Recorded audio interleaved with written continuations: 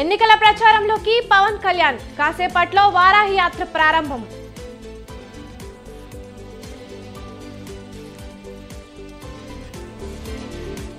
కాంగ్రెస్ లో చేరిన మేయర్ విజయలక్ష్మి పురాణం సతీష్ ఇవాళ రేవంత్ తో కడియం భేటీ అయ్యే ఛాన్స్.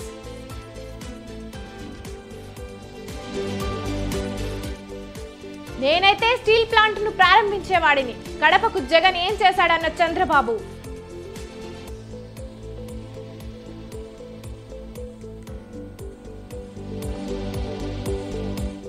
మచిలీపట్నం జనసేన ఎంపీ అభ్యర్థిగా బాలశౌరి, త్వరలో పెండింగ్ స్థానాలకు అభ్యర్థులు ఖరారు.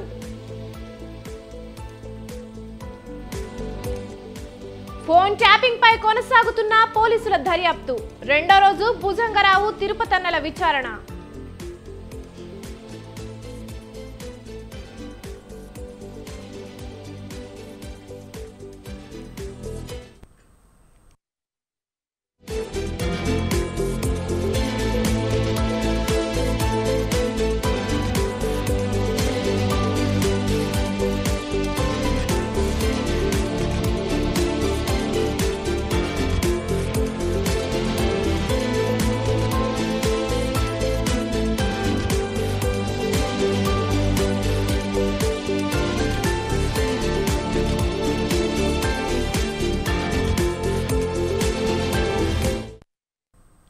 రాష్ట్రంలో సంచలనం రేపిన ఫోన్ ట్యాపింగ్ వ్యవహారంలో రోజుకో బండారం బయటపడుతోంది. స్పెషల్ ఇంటెలిజెన్స్ బ్రాంచ్లో సమాచారం ధ్వంసంపై మొదలైన దర్యాప్తు లోతుల్లోకి వెళ్లే కొద్దీ మలుపులు తిరుగుతోంది. అడిషనల్ ఎస్పీ భుజంగరావు తిరుపతన్నలను కస్టడీలోకి తీసుకున్న పోలీసులు ఇవాళ రెండో రోజు విచారిస్తున్నారు.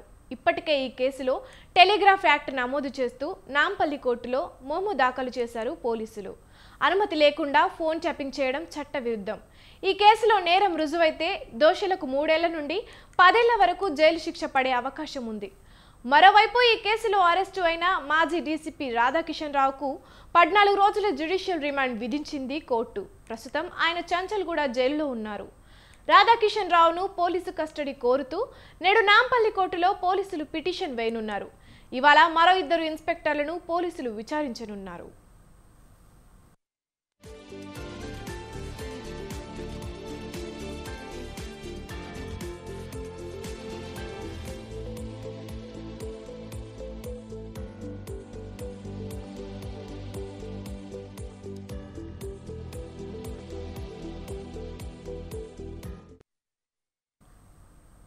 రాష్ట్రంలో సంచలనం రేపిన ఫోన్ ట్యాపింగ్ వ్యవహారంలో రోజుకో బండారం బయటపడుతోంది. స్పెషల్ ఇంటెలిజెన్స్ బ్రాంచ్లో సమాచారం ధ్వంసంపై మొదలైన దర్యాప్తు లోతుల్లోకి వెళ్లే కొద్దీ మలుపులు తిరుగుతోంది. అడిషనల్ ఎస్పీ భుజంగరావు తిరుపతన్నలను కస్టడీలోకి తీసుకున్న పోలీసులు ఇవాళ రెండో రోజు విచారిస్తున్నారు. ఇప్పటికే ఈ కేసులో టెలిగ్రాఫ్ యాక్ట్ నమోదు చేస్తూ నాంపల్లి కోర్టులో మెమో దాఖలు చేశారు పోలీసులు. అనుమతి లేకుండా ఫోన్ ట్యాపింగ్ చేయడం చట్టవిరుద్ధం. ఈ కేసులో నేరం రుజువైతే దోషులకు 3 ఏళ్ల నుండి 10 ఏళ్ల వరకు జైలు శిక్ష పడే అవకాశం ఉంది. మరోవైపు ఈ కేసులో అరెస్టు అయిన మాజీ డీసీపీ రాధాకిషన్ రావుకు 14 రోజుల జ్యుడిషియల్ రిమాండ్ విధించింది కోర్టు. ప్రస్తుతం ఆయన చంచల్గూడ జైలులో ఉన్నారు. రాధాకిషన్ రావును పోలీసు కస్టడీ కోరుతూ నేడు నాంపల్లి కోర్టులో పోలీసులు పిటిషన్ వేయనున్నారు. ఇవాళ మరో 2 ఇన్స్పెక్టర్లను పోలీసులు విచారించనున్నారు.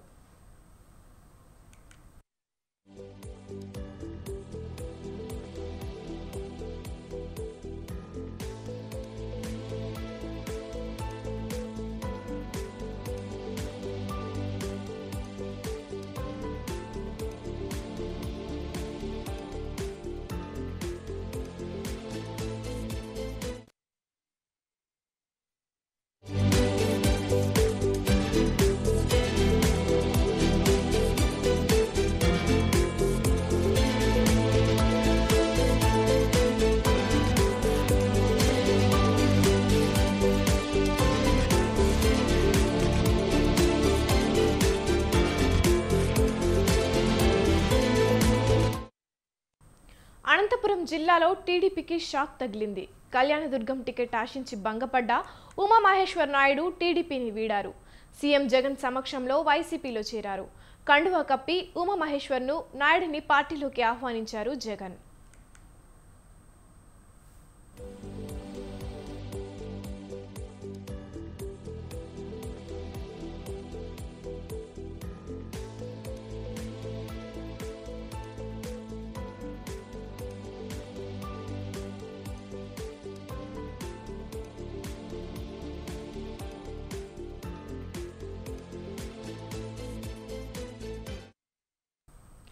కళ్యాణదుర్గం నియోజకవర్గ కూటమి అభ్యర్థిగా సురేంద్రబాబును ప్రకటించింది.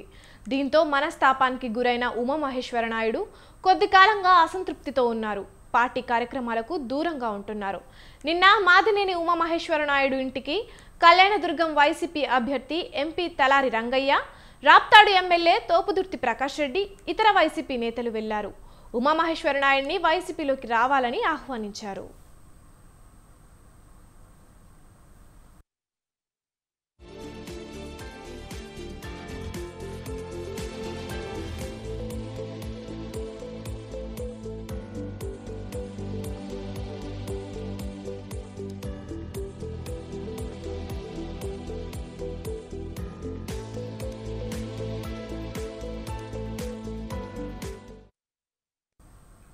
ఒంగోలు నియోజకవర్గంలో మాజీ మంత్రి బాలినేని శ్రీనివాసరెడ్డి ఎన్నికల ప్రచారం ప్రారంభించారు.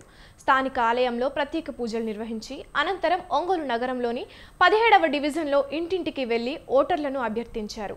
అదేవిధంగా ప్రభుత్వం అమలు చేసిన సంక్షేమ పథకాలు, చేసిన అభివృద్ధిని వివరించారు. రాబోయే ఎన్నికల్లో ప్రకాశం జిల్లాలో 12 నియోజకవర్గాల్లో వైసీపీ విజయం సాధిస్తుందని, రాష్ట్రంలో 135 నియోజకవర్గాల్లో గెలుస్తామని ధీమా వ్యక్తం చేశారు. ఏప్రిల్ 9న సీఎం జగన్ వైసీపీ మేనిఫెస్టో విడుదల చేస్తారని చెప్పారు.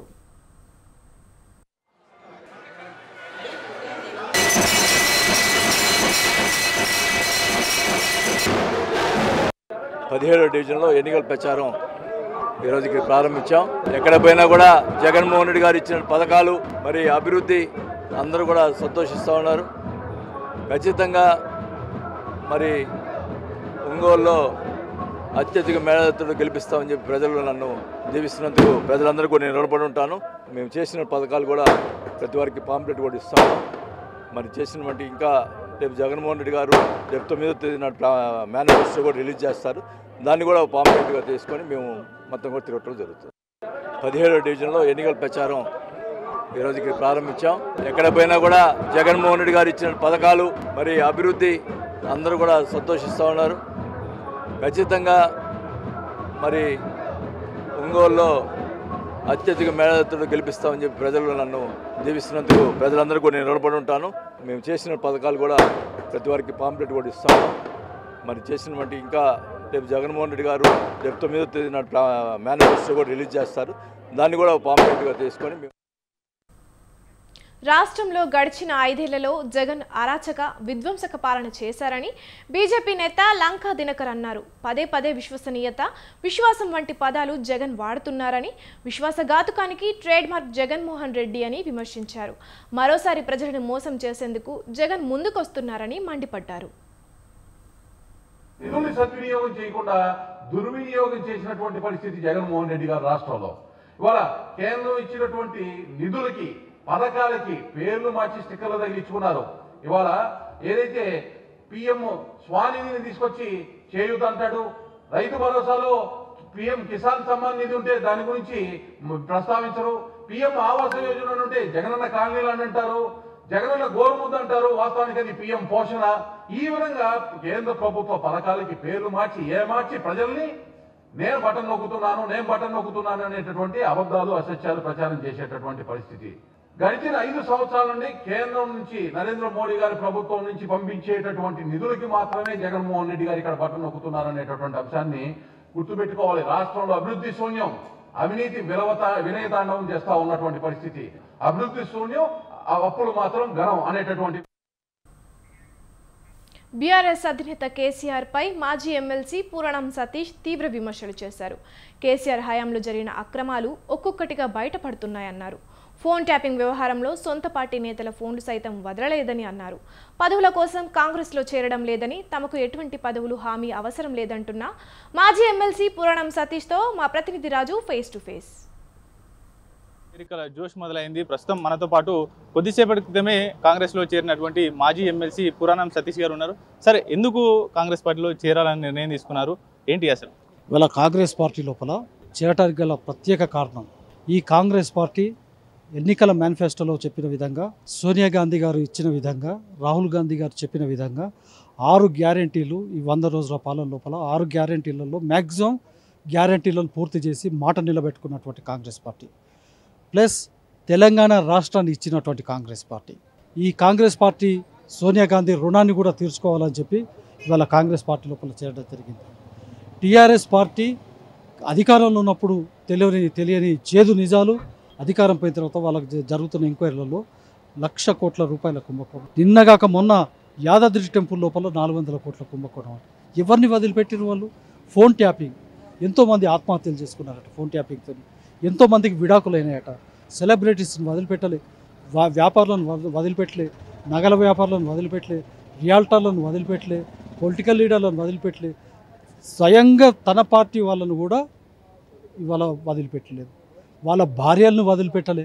ఇంత దారుణం, ఇంత దరిద్రం ఎక్కడ కూడా ఉండదు. అందుకోసం ఆ పార్టీ లోపల ఉండడం ఇష్టం లేక ఇవాళ తెలంగాణ ఇచ్చిన పార్టీగా, తెలంగాణ తెచ్చిన పార్టీ రుణం తీర్చుకున్నాం. తెలంగాణ ఇచ్చిన పార్టీగా కాంగ్రెస్ పార్టీ రుణం తీర్చుకునేందుకే ఇవాళ కాంగ్రెస్ పార్టీలోకి రావడం జరిగింది. కాంగ్రెస్ పార్టీ లోపల రేపు రాబోయే పార్లమెంట్ ఎలక్షన్లలో ఖచ్చితంగా మెజార్టీ స్థానాలలో కాంగ్రెస్ పార్టీ గెలిచే విధంగా ఇవాళ నేను కృషి చేస్తానని చెప్పి టీఆర్ఎస్ పార్టీ కష్టకాలంలో పార్టీని వీడి కాంగ్రెస్ పార్టీలో చేరుతా ఉన్నారు. అనేక విమర్శలు వస్తూ ఉన్నాయి. ఎందుకంటే కాంగ్రెస్ పార్టీ అధికారంలోకి వచ్చింది కాబట్టి ఈ అవకాశవాద రాజకీయాల కోసం, పదవుల కోసమే కాంగ్రెస్ పార్టీలో చేరుతా ఉన్నారు అనేటటువంటి విమర్శలు వస్తూ ఉన్నాయి. వీటికి ఏం సమాధానం చెప్తారు? చూడండి, వాళ్ళకి ఏం కష్టకాలం రాలేదు.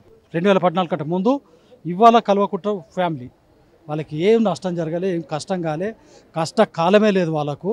ప్రజలు బుద్ధి చెప్పిర్రు వాళ్ళకు. అయినా నేను తెలుగుదేశం పార్టీ నుంచి 2007 లోపల ఆ రోజు కాంగ్రెస్ పార్టీ అధికారంలో ఉన్నది. నేను పోలే కదా కాంగ్రెస్ పార్టీలోకి. ఆ రోజు ఉద్యమ పార్టీ అయినటువంటి బీఆర్ఎస్ పార్టీలోకి వచ్చిన. బీఆర్ఎస్ పార్టీని వీడి ఇవాళ కాంగ్రెస్ పార్టీకి ఎందుకు పోతున్నాం? ఇవాళ బీజేపీకి ఎందుకు పోతలేం? కేంద్రం లోపల అధికారం ఉన్నది. ఇవాళ కాంగ్రెస్ పార్టీ ఇచ్చిన పార్టీ, తెలంగాణ ఇచ్చిన పార్టీ. తెలంగాణ ఎజిటేటర్గా, ఒక ఉద్యమకారుడిగా తెలంగాణ ఇచ్చిన పార్టీ రుణం కూడా తీర్చుకోవాల్సినటువంటి బాధ్యత ఇవాళ నాపై ఉంది కనుక ఇవాళ కాంగ్రెస్ పార్టీ లోపల చేయడం జరిగింది. తప్పితే అధికారం కోసం కాదు. ఇవాళ అధికార దాహం నాకు లేదు. రేవంత్ రెడ్డితో పాటు భేటీ అయ్యారు. ఆయన సమక్షంలోనే పార్టీలో జాయిన్ అయ్యారు. ఏమైనా హామీ ఇచ్చారా? భవిష్యత్తులో రాజకీయ పరంగా ఏమైనా పదవుల హామీ ఇచ్చారా సార్? హామీల కోసం కాదు, ఆశల కోసం కాదు, ఆశయం కోసం కాంగ్రెస్ పార్టీలోకి వచ్చిన. ఆశతో రాలే, ఆశయంతో వచ్చిన. ఖచ్చితంగా కాంగ్రెస్ పార్టీ లోపల పనిచేసి కాంగ్రెస్ పార్టీ అభ్యున్నతికి మరింతగా కృషి చేస్తానని చెప్పి మీ ద్వారా మనం చేస్తాం. Thank you. అధికార దాహం కోసం రాలేదు. పూర్తి స్థాయిలో రానున్న పార్లమెంటు ఎన్నికల్లో అత్యధిక స్థానాలు కైవసం చేసుకునే దిశగా కాంగ్రెస్ పార్టీకి మేజార్టీ ఇచ్చే దిశగా కూడా పనిచేస్తామంటూ కూడా ఆయన చెప్పడం అనేది జరిగింది. కెమెరా పర్సన్ చందుగోపితో రాజు, స్వతంత్ర రెడ్డి, హైదరాబాద్. బీఆర్ఎస్ వర్కింగ్ ప్రెసిడెంట్ కేటీఆర్ పై బంజారాహిల్స్ పోలీస్ స్టేషన్లో కేసు నమోదైంది. సీఎం రేవంత్ రెడ్డి 2,500 కోట్లు వసూలు చేసి కాంగ్రెస్ పెద్దలకు పంపారన్న కేటీఆర్ వ్యాఖ్యలపై కాంగ్రెస్ నేత బత్తిన శ్రీనివాసరావు ఫిర్యాదు చేశారు. ఐపీసీ 504, 505(2) సెక్షన్ల కింద కేసు నమోదు చేశారు బంజారాహిల్స్ పోలీసులు.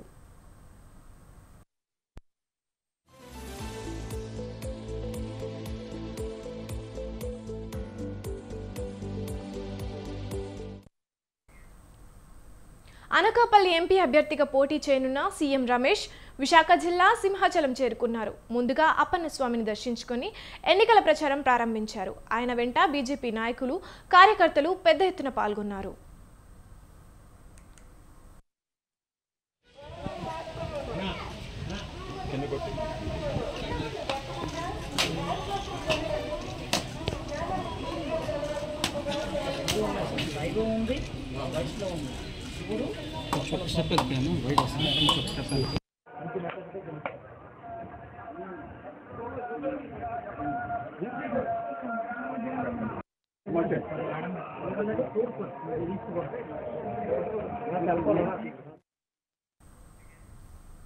కొన్ని ప్రాంతాల్లో అధికారులే ఎన్నికల కోడ్ ఉల్లంఘనగా మారుతున్నారు. తాజాగా కృష్ణా జిల్లా విజయవాడ వైపు వెళ్లే రోడ్డులో వైఎస్ఆర్ విగ్రహానికి అధికారులు నామమాత్రంగా ముసుగు వేశారు. కావాలని విగ్రహం కనపడేలా చేశారని అధికారులపై ఆరోపణలు వినిపిస్తున్నాయి.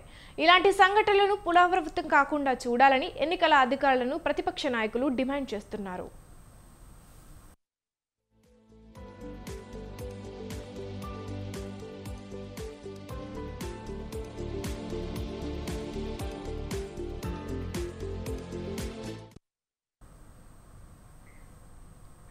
ఎన్నికలకు సమయం దగ్గర పడడంతో పోస్టల్ బ్యాలెట్ పై మరింత ఫోకస్ పెట్టారు ఎన్నికల అధికారులు.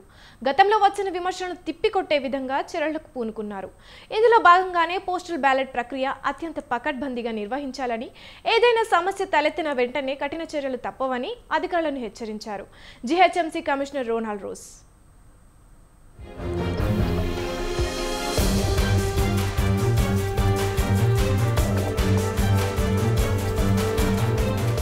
సార్వత్రిక ఎన్నికలకు సమయం ఆసన్నమవడంతో పోస్టల్ బ్యాలెట్ ను సీరియస్ గా తీసుకున్నారు జీహెచ్ఎంసీ అధికారులు. ఇందులో భాగంగానే జీహెచ్ఎంసీ కార్యాలయంలో పోస్టల్ బ్యాలెట్ నోడల్ అధికారులు ఏఆర్ఓలకు పోస్టల్ బ్యాలెట్ పై శిక్షణా కార్యక్రమాన్ని నిర్వహించారు. ఎన్నికల విధులు నిర్వహించు పోలింగ్, ఇతర సిబ్బందికి పోస్టల్ బ్యాలెట్ అందజేయడం, పోస్టల్ బ్యాలెట్ ప్రక్రియ, నిబంధనలు, ఓటర్ ఫెసిలిటేషన్ సెంటర్ల ఏర్పాటు తదితర అంశాలపై దిశానిర్దేశం చేశారు రోనాల్డ్ రోస్. పోస్టల్ బ్యాలెట్ ప్రక్రియ అత్యంత పకడ్బందీగా నిర్వహించాలని అధికారులను ఆదేశించిన ఆయన ఈ ప్రక్రియలో ఏదైనా ఇబ్బందులు తలెత్తితే కఠిన చర్యలు తప్పవని హెచ్చరించారు.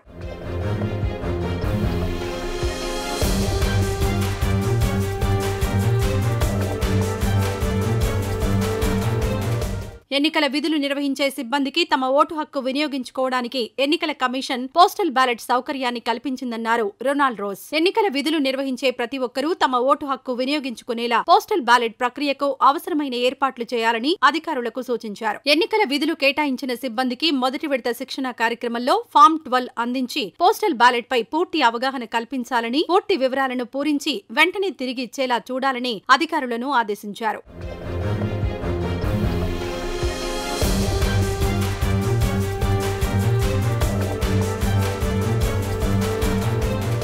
ఇటీవల జరిగిన అసెంబ్లీ ఎన్నికల్లో హైదరాబాద్లోని చాలా సెంటర్లలో ఫెసిలిటేషన్ సెంటర్ల ద్వారా పోస్టల్ బ్యాలెట్ ఓటింగ్ నిర్వహించారు. అయితే అధికారుల మధ్య సమన్వయ లోపంతో చాలా మంది అధికారులకు పోస్టల్ బ్యాలెట్లు అందించలేకపోయారు. దీంతో కొన్ని చోట్ల నిరసనలు సైతం వెల్లువెత్తాయి. ఈ నేపథ్యంలోనే మే 13న జరిగే లోక్సభ ఎన్నికల్లో అలాంటి ఘటనలు పునరావృతం కాకుండా జాగ్రత్తలు తీసుకోవాలని, ఏదైనా సమస్యలు తలెత్తితే చర్యలుంటాయని హెచ్చరించారు జీహెచ్ఎంసీ కమిషనర్ రోనాల్డ్ రోస్.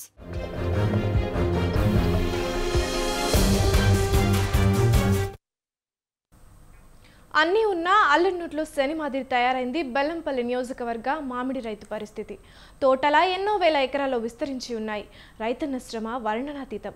దిగుబడా ఇబ్బడి ముబ్బడిగా ఉంది. మామిడి పంట రకాల బంగినపల్లి, రసాలు, చక్కెరకేలి ఇలా ఎన్నెన్నో. అయినా రైతు పరిస్థితి దయనీయంగా ఉంది. మార్కెటింగ్ సౌకర్యం లేక నిక్షేపం లాంటి పంటను దళారుల పరం చేయాల్సి వస్తోందని మామిడి రైతులు ఆవేదన చెందుతున్నారు. మంచిర్యాల జిల్లా మామిడి రైతులు పడుతున్న కష్టాలపై స్వతంత్ర టీవీ స్పెషల్ స్టోరీ.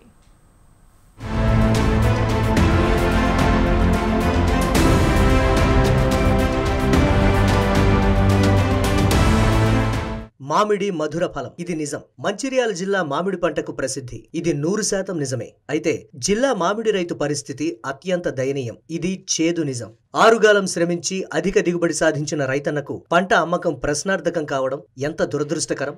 జిల్లాలోని బెల్లంపల్లి నియోజకవర్గంలో వేల ఎకరాల్లో మామిడి తోటలు విస్తరించి ఉన్నాయి. కోట్ల రూపాయలు విలువ చేసే పంట ఇక్కడ పండుతున్నా మార్కెట్ సదుపాయం లేకపోవడంతో దళారుల పాలవుతోంది.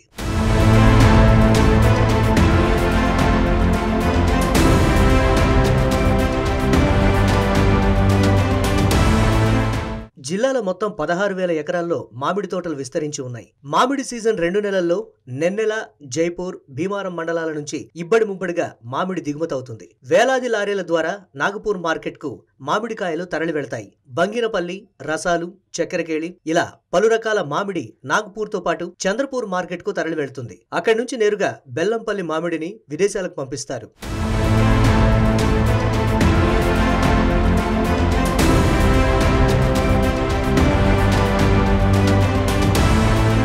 ఇక్కడి మామిడికి మంచి డిమాండ్ ఉంది. అయితే మార్కెట్ లేకపోవడం, మామిడికాయల విక్రయానికి సరైన సదుపాయాలు ఉండకపోవడంతో వందలాది మంది రైతులు దళారులకు లీజుకిస్తున్నారు. ఈ లీజుతో ఎకరాకు కేవలం 20,000 రూపాయల ఆదాయమే వస్తోంది. లక్షల రూపాయలు ఆర్జించే వీలున్నా మార్కెట్ సౌకర్యం లేక రైతులు వేల రూపాయలతో సరిపెట్టుకోవాల్సి వస్తోంది. 1 కాదు 2 కాదు 5 దశాబ్దాలుగా మార్కెట్ సౌకర్యం కల్పించమని ప్రజాప్రతినిధులను, అధికారులను వేడుకుంటున్నా మామిడి రైతులు వాపోతున్నారు. మీరు 40 ఎకరం మామిడి తోట పట్టినా ఇక్కడ బెల్లంపల్లిన కొనే దిక్కు లేక మేము నాగపూర్ తీసుకపోతే అక్కడ వాళ్ళు అడిగిన రేటుకు ఇచ్చేస్తున్నాం. 30,000 ట్రాన్స్పోర్ట్ ఛార్జీ అవుతుంది. మాకేం మిగులుతలేదు. అంత బాగా లాసులు ఉన్నాం. కొత్తగా పాత గవర్నమెంట్ ఏం చేయలేదు. ఇప్పుడు కొత్తగా వచ్చిన గవర్నమెంట్ ఏమన్నా ఆ చేస్తుందేమని ఆశపడుతున్నాం. బెల్లంపల్లి మార్కెట్ యార్డ్ చేస్తే మా సొంత రైతులకు బాగా కొద్ది లాభం ఉంటుందని ఆశపడుతున్నాం. కొత్త గవర్నమెంట్ తోటి ఆశపడుతున్నాం అంతే.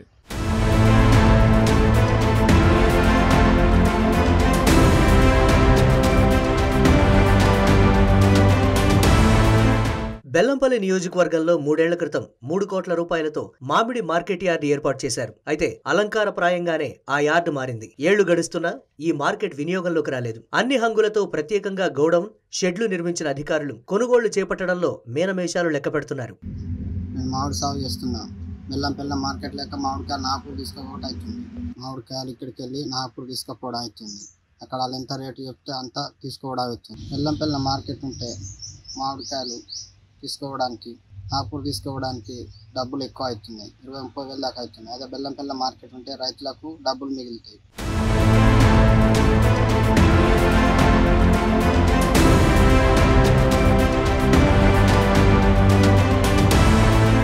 గత ప్రభుత్వాలు రైతులను పట్టించుకోలేదని, నూతన కాంగ్రెస్ ప్రభుత్వమైన తమ సమస్యలు పట్టించుకోవాలని మామిడి రైతులు కోరుతున్నారు. తమ నుంచి మామిడి నేరుగా కొనుగోలుకు ప్రభుత్వం ప్రణాళికలు చేయడం సంతోషకరమని, అయితే శీతల గిడ్డంగి పనులు వెంటనే పూర్తి చేసి బెల్లంపల్లి మార్కెట్ యార్డును వెంటనే తీర్చిదిద్దాలని రైతులు కోరుతున్నారు.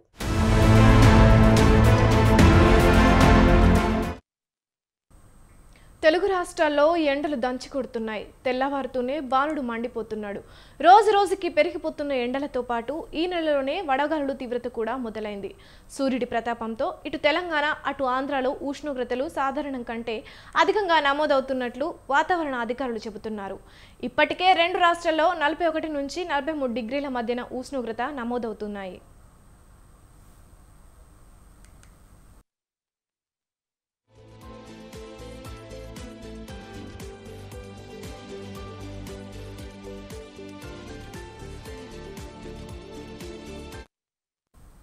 దీంతో పెరుగుతున్న ఎండలకు ఎవరూ బయటకు కూడా రావడం లేదు. ఎండ తీవ్రత దృష్ట్యా ప్రజలు అప్రమత్తంగా ఉండాలని వాతావరణ శాఖ అధికారులు సూచిస్తున్నారు. ఈ క్రమంలోనే ఏపీ రాష్ట్ర విపత్తుల నిర్వహణ సంస్థ కీలక ప్రకటన కూడా జారీ చేసింది. ఇవాళ 50 మండలాల్లో వడగాల్పులు, రేపు 56 మండలాల్లో వడగాల్పులు వీచే అవకాశం ఉందని విపత్తుల నిర్వహణ సంస్థ ఎండీ తెలిపారు. ఇక శుక్రవారమే 31 మండలాల్లో వడగాల్పులు, కడప జిల్లా ముద్దనూరులో తీవ్ర వడగాల్పులు వీచినట్లు వివరించారు. ఎండ తీవ్రత దృష్ట్యా ప్రజలు అప్రమత్తంగా ఉండాలని సూచించారు. వడగాల్పులు వీచే అవకాశం ఉన్న దృష్ట్యా చర్యలు తీసుకోవాలని వెల్లడించారు. నిన్న కడప జిల్లా ముద్దనూరులో తీవ్ర వడగాల్పులు నమోదైనట్లు తెలిపారు.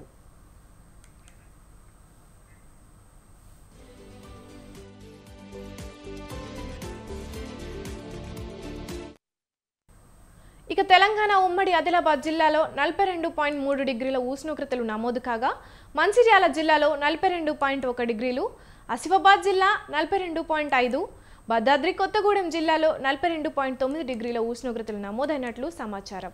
దీంతో ఉమ్మడి ఆదిలాబాద్లోని 4 జిల్లాలతో సహా మరో 3 జిల్లాలకు వాతావరణ కేంద్రం ఆరెంజ్ అలర్ట్ జారీ చేసింది.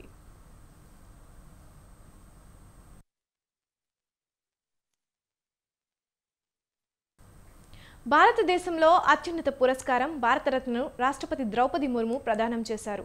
పలు రంగాల్లో దేశానికి సేవలు అందించిన 5 ప్రముఖులకు ఈ ఏడాది 3 విడతల్లో భారతరత్న ప్రకటించారు. బీహార్ మాజీ ముఖ్యమంత్రి కర్పూరి ఠాకూర్, బీజేపీ అగ్రనేత ఎల్కే అద్వానీ, మాజీ ప్రధానులు పివి నరసింహారావు, చౌదరి చరణ్ సింగ్, వ్యవసాయ శాస్త్రవేత్త ఎంఎస్ స్వామినాథన్ను ఈ అత్యున్నత పురస్కారంతో గౌరవించారు. ఇందులో 4 మరణానంతరం ఈ అవార్డు లభించగా వారి కుటుంబ సభ్యులకు పురస్కారాన్ని ప్రదానం చేశారు. భారతరత్న అవార్డును నెలకొల్పిన తర్వాత ఒకేసారి 5 అవార్డు ప్రదానం ఇదే ప్రథమం.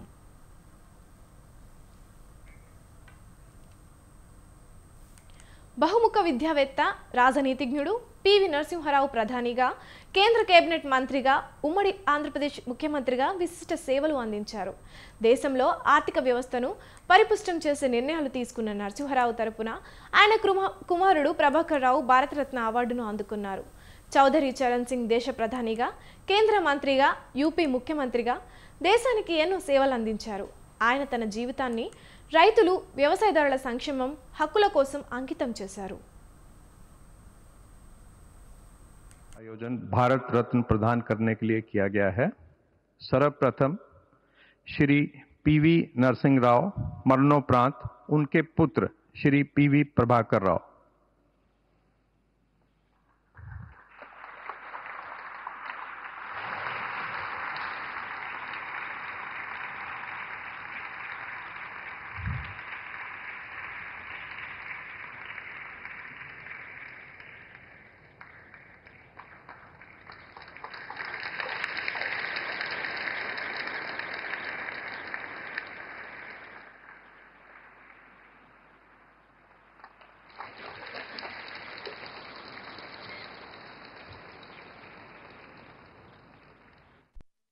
కార్యక్రమానికి ప్రధాని నరేంద్ర మోదీ, కేంద్ర మంత్రులు అమిత్ షా, జైశంకర్, కిషన్ రెడ్డి, భాజపా జాతీయ అధ్యక్షుడు జేపీ నడ్డా, కాంగ్రెస్ అధ్యక్షుడు మల్లికార్జున ఖర్గే తదితరులు హాజరయ్యారు.